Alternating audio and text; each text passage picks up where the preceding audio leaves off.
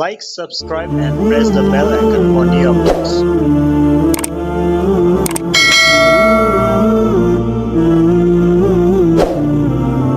نحمده ونصلي ونسلم على رسوله الكريم اما بعد فاعوذ بالله من الشيطان الرجيم بسم الله الرحمن الرحيم ومن اظلم ممن افترى على الله كذبا او كذب بآياته انه لا يفلح الظالمون ويوم نحشرهم جميعا ثم نقول للذين اشركوا اين شركاؤكم الذين كنتم تزعمون ثم لم تكن فتنتهم إلا أن قالوا والله ربنا ما كنا مشركين انظر كيف كذبوا على أنفسهم وضل عنهم ما كانوا يفترون صدق الله العظيم اللهم صل على سيدنا ومولانا محمد وعلى آل سیدنا و مولانا محمد وبارک وسلم ثم صلی علیہ۔ کل کے درس کے اندر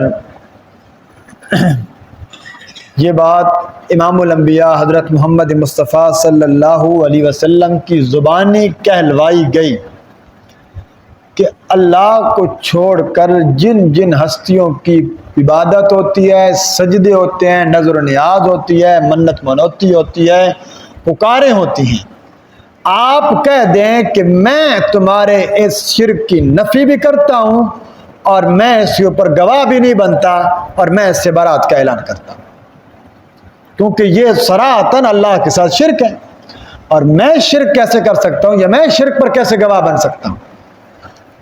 اب آگے جو ہے باقاعدہ قیامت کے دن کا اللہ ایک نقشہ پیش کر رہے ہیں۔ کیا خوبصورت نقشہ پیش کیا اللہ۔ نقشہ یہ پیش کر رہے ہیں کہ قیامت کے دن اللہ رب العزت، اب میں نے آپ کو پہلے بھی بتایا کہ دنیا میں کسی پتھر کی عبادت نہیں ہوتی۔ یہ جو بت ہیں یہ ایک شکل ہے، ایک صورت ہے، ایک تصویر ہے اس شخصیت کی جس کے نام پر اس کا نام رکھا گیا۔ لات، منات، عزا، حبل، یہ جتنے بھی بت ہیں یہ بت نہیں ہے، پیچھے شخصیتیں تھیں۔ حضرت نوح علیہ السلام کے ماننے والوں نے بعد میں، ان کی قوموں نے جب 5 وہ نیک بزرگوں کی قبروں کو پوجا، بعد میں شیطان نے کہا کہ تم وہ تصویریں بنا لو، اب ان کی پوجا 5 چھوٹی۔ حقیقت میں ان بزرگوں کو پکارا جاتا تھا۔ تو من دون اللہ سے مراد وہ ہستیاں ہوتی ہیں۔ اب قیامت کے دن ہوگا، آدم علیہ السلام سے لے کر امام الانبیاء محمد مصطفیٰ صلی اللہ علیہ وسلم تک تمام نبی بھی کھڑے ہوں گے، تمام ولی بھی کھڑے ہوں گے۔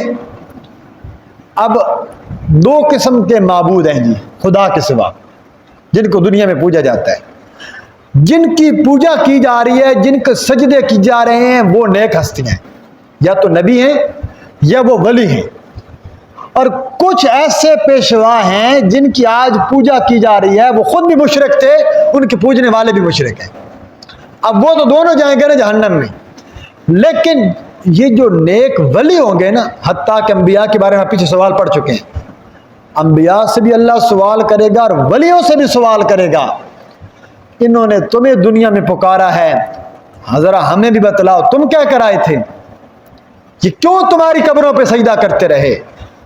تو کیا کریں گے؟ یکفرون بشرککم، اللہ کہتے ہیں اس دن حضرت علی حجویری، حضرت معین الدین چشتی، حضرت جو ہے نا بڑے بڑے بزرگان دین، وہ اللہ کی دربار میں ہاتھ باندھ کر عرض کہیں گے اللہ ہمیں کچھ پتہ نہیں یہ دنیا میں کیا کچھ ہوتا رہا، ہم جب تک دنیا میں زندہ تھے ہم نے کوئی ایسا حکم نہیں دیا تھا۔ اس کا مطلب یہ ہے کہ یہ تو بڑا واضح طور پر مسئلہ ہے اور اس میں تو کوئی دو رائے بھی نہیں ہے، لیکن امت کو گمراہ کیا جاتا رہا ہے، کیا جاتا رہے گا۔ اب اللہ کہتے ہیں کہ جب ہم جمع کریں گے، ان سے سوال کریں گے، تو جمع کی کچھ دیر بعد سوال کریں گے۔ سما کا لفظ لایا گیا، مفسرین نے جہاں پر ایک توجیہ لکھی کہ سما کہتے ہیں کچھ وقفے کے بعد۔ میں نے آپ کو ایک دن بتایا تھا کہ قیامت کا دن یوں نہیں ہوگا کہ یکدم ایک ہی کیفیت رہے گی۔ 50,000 سال کا دن ہے، اس میں پتہ نہیں کیسے کیسے کیفیات آئیں گی، کیسے کیسے حالات بنیں گے۔ حتیٰ کہ یہاں مفسرین نے لکھا کہ اللہ کے نبی صلی اللہ علیہ وسلم نے فرمایا کہ اللہ تمہیں قیامت کے دن یوں جمع کرے گا جیسے تیروں کو ترکش میں جمع کر دیا جاتا ہے، اکٹھے تیر میں ایک ترکش میں، یوں تم اکٹھے ہو جاؤ گے۔ اور پھر فرمایا کہ 1000 سال ایسا آئے گا اندھیرا ہی اندھیرا ہوگا، کوئی دنیا کا کوئی انسان کسی دوسرے سے بات نہیں کر سکے گا، اتنی سختی کا وہ عالم ہوگا۔ پھر قرآن کی دو آیتیں ہیں جس میں اللہ کہتے ہیں کانا مقدارہ 50,000 سنہ، اس کی مقدار 50,000 سال ہوگی۔ اور دوسری آیت کہتی ہے نہیں، انا یومن عند ربک کالف سنہ، اس دن اس تیرے پروردگار کے ہاں وہ دن 1000 سال کا ہوگا۔ اب دونوں قرآن کی آیتیں ہیں، اس کا کیا مطلب ہے؟ ایک ہی دن ہے، ایک ہی قرآن ہے، اور مقدار میں 49,000 کا فرق ہے، سال کا فرق ہے۔ مفسرین نے یہی معنی لکھا کہ اصل میں یہ بندوں کی حالات کے مطابق ہوگا۔ میں نے آپ کو بتایا تھا نا، امام الانبیاء علیہ السلام فرمایا کہ سچے مومن کے لیے تو 2 نماز جتنا وقفہ مراد ہوگا، پھر جتنا جس کا ایمان کمزور ہوگا اتنا زیادہ اس کو وہ طویل ہوتا چلا جائے گا، اور کافر اور مشرک اور مجرم کے لیے 50,000 سال کا دن بنے گا۔ اور وہ جہنم میں تو جانا بعد میں ہے، جنت میں جانا بعد میں۔ آپ نے مشہور حدیث سنی ہے، اللہ نے حساب کتاب بھی کوئی نہیں کرنا، حتیٰ کہ خلقت پریشان ہو کر اتنا کہے گی اللہ جہنم میں بھیجنا ہے تیری مرضی، جنت میں بھیجنا ہے تیرا فیصلہ، لیکن کم از کم حساب کتاب تو شروع ہونا۔ یہ جو اربوں خربوں کی مخلوق کھڑی ہے، ہر ایک کا حساب ہونا ہے، تو یہ تو یہیں پر ہمیں انسان وہ بھی بڑا سخت دن ہے۔ اس لیے تو کہتے ہیں نا، اللہ کے نبی صلی اللہ علیہ وسلم کے آپ دعائیں اٹھائیں، وہاں حضور صلی اللہ علیہ وسلم جو دعائیں مانگتے ہیں آپ محشر کے دن کی سختی سے بھی پناہ مانگا کرتے تھے۔ تو محشر کا دن کوئی عام دن نہیں ہے، اس دن کی بڑی سختیاں ہیں، اس سے بھی اللہ ہم سب کو سختیوں سے حفاظت فرمائے اور اپنے جو ہے نا عرش کا سایہ نصیب فرمائے۔ تو فرمایا اس دن بڑے نیک لوگ بھی ہوں گے۔ تو یہ جو انبیاء کرام سے سفارش کی درخواست کی جائے گی، تمام نبی اس دن انکار کر دیں گے۔ ہم اللہ سے یہ نہیں کہہ سکتے اللہ جی آپ حساب کتاب شروع کیجیے۔ اس دن بھی امام الانبیاء صلی اللہ علیہ وسلم نے سفارش کرنی ہے تمام مخلوق کے لیے، پھر جا کر حساب کتاب شروع ہونا ہے۔ یہ جو میں سارے حالات مفسرین نے اس کے تحت لکھے، اس لیے لکھے کہ یہ جو مشرکین آج قبروں کو پوج رہے ہیں، یہ اس دن کھڑے ہوں گے، سامنے وہ بزرگ کھڑے ہوں گے۔ چلے میں آپ کو مثال دے دیتا ہوں۔ شیخ عبد القادر جیلانی رحمۃ اللہ علیہ موجود ہوں، حضرت علی حجویری موجود ہوں گے، بابا فرید الدین موجود ہوں گے، مختلف ولیوں کے مزار جہاں یہ سامنے کھڑے ہوں گے۔ اللہ کہیں گے بتاؤ میرے بندو، تم یہ تمہارے عبادت کرنے والے کھڑے ہیں، انہیں کہہ کر آئے تھے؟ وہ کہیں گے اللہ ہم نے تو کچھ نہیں کہا۔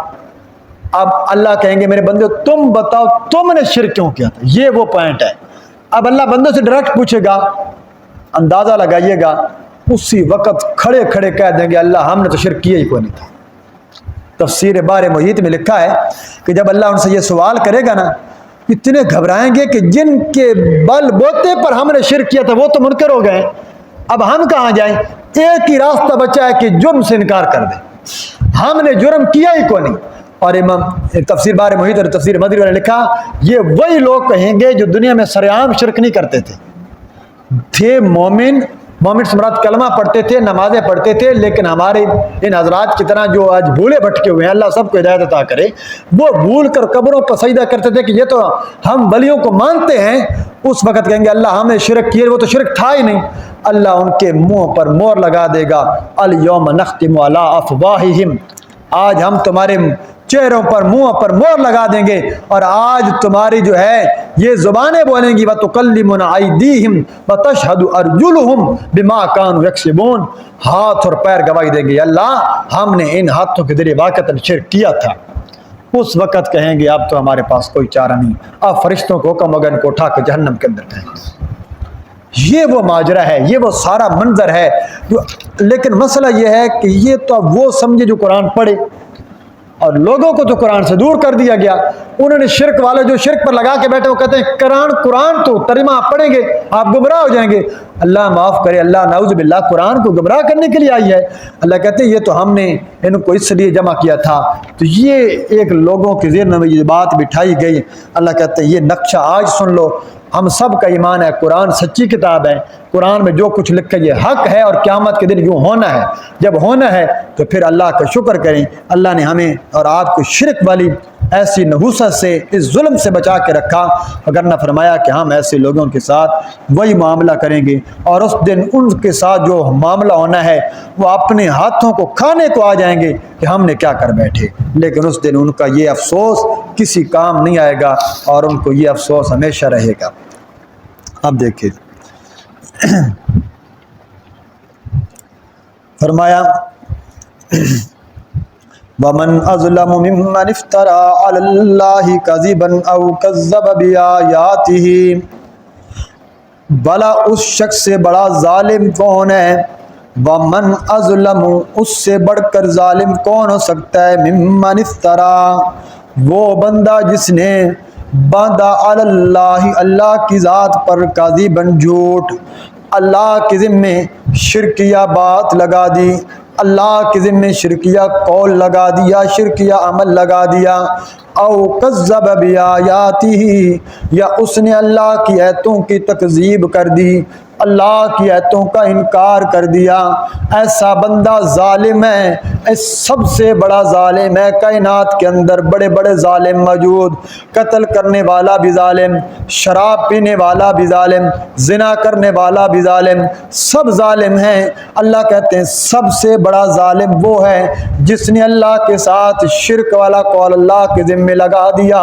انہ لا یفلح الظالمون، بے شک اللہ کبھی ظالم لوگوں کو فلاح نہیں دیا کرتا، اللہ کبھی ظالموں کو کامیابی نہیں دیا کرتا، اللہ کبھی مشرکوں کو فلاح اور آخرت کے اندر نجات نہیں دیا کرتا۔ جنہوں نے دنیا کے اندر اللہ کے ساتھ شرک کیا تھا، انہوں نے ظلم کیا تھا، اور الظلم ظلمات یوم القیامہ، او کما قال علیہ الصلوۃ والسلام، امام الانبیاء صلی اللہ علیہ وسلم نے فرمایا کہ قیامت کے دن ظلم تو اندھیروں کی شکل میں ہوگا، قیامت کے دن ظالم لوگ جہنم کے اندھیروں کے اندر ہوں گے۔ وَيَوْمَ نَحْشُرُهُمْ جَمِيعًا، اور اس دن ہم جمع کریں گے تمام لوگوں کو، عبادت کرنے والوں کو بھی، عبادت کیے ہوئوں کو بھی، عابد کو بھی، معبود کو بھی، ساجد کو بھی، مسجود کو بھی، اس دن سب کے سب جمع کر دیے جائیں گے۔ جس جس کی پوجا کی گئی، جس جس کی عبادت کی گئی، جس جس کی قبر پر سجدے کیے گئے، اس دن تمام ہستیاں وہاں اللہ کے دربار میں کھڑی ہوں گی۔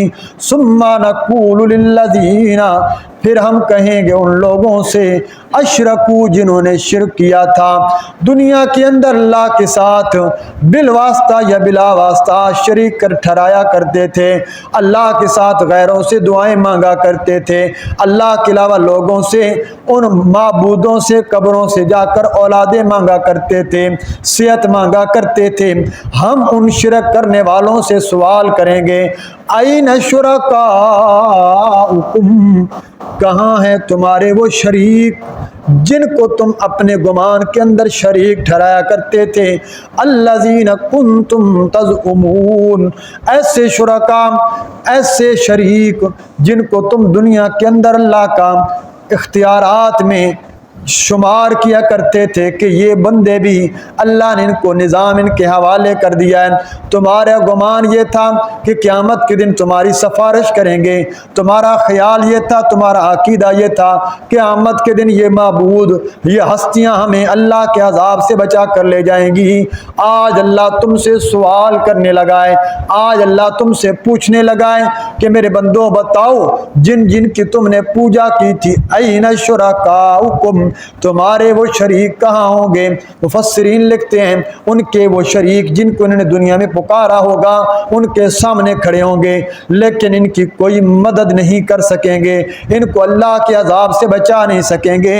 ثم لم تکن فتنتهم الا ان قالوا، پھر نہیں ہوگا ان کے لیے آزمائش، نہیں ہوگی ان کے لیے، ثم لم تکن فتنتهم، نہیں ہوگی ان کے لیے کسی قسم کا کوئی گندا جواب، الا ان قالوا، مگر یہ کہ وہ کہیں گے واللہ ربنا، اللہ کی قسم ربنا جو ہمارا پروردگار ہے، ما کننا مشرکین، ہم تو دنیا میں شرک کیا ہی نہیں کرتے تھے، ہم نے تو دنیا میں کبھی شرک کیا ہی نہیں تھا۔